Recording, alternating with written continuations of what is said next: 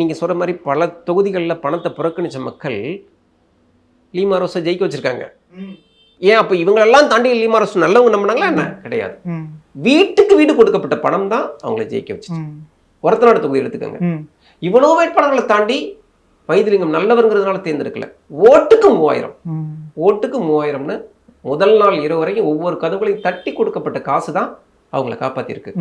அமைச்சர்கள்லையும் ஒரு சில அமைச்சர்கள் ஜெயிச்சிருக்காங்க அப்படின்னா வீடு வீடா விநியோகிக்கப்பட்ட பணம் தான் அவங்கள பண்ணியிருக்கு. அப்படிங்கிறப்ப நீங்க மக்கள் எப்பேற்பட்ட புரட்சிக்கு ரெடியானாலும் கூட பணத்தால் நம்ம நினைக்கிற வெற்றியை அறுவடை செஞ்சிட முடியும் அப்படின்னு நிறைய பேர் நிறுவியிருக்காங்க இந்த தேர்தலில். அதை நம்ம ரொம்ப ரொம்ப கவனமா அதை பார்க்கணும். மக்கள் அப்படியே எப்பேற்பட்ட கோடீஸ்வரன் குப்புறத்தல்ற அளவுக்கெல்லாம் வரல.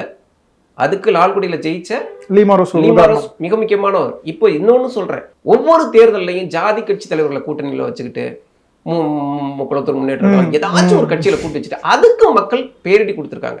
கருணா சிவகங்கையில தோத்து போயிருக்கிறார். மண்ணச்சநல்லூர்ல பரதன் சிங்கத்தமிழர் முன்னேற்ற கழகம் தோத்திருக்காரு. ஒரு அதிமுக பட்டாங்க தோத்திருக்காரு. அதே மாதிரி கே செல்வகுமார் தோத்திருக்காரு.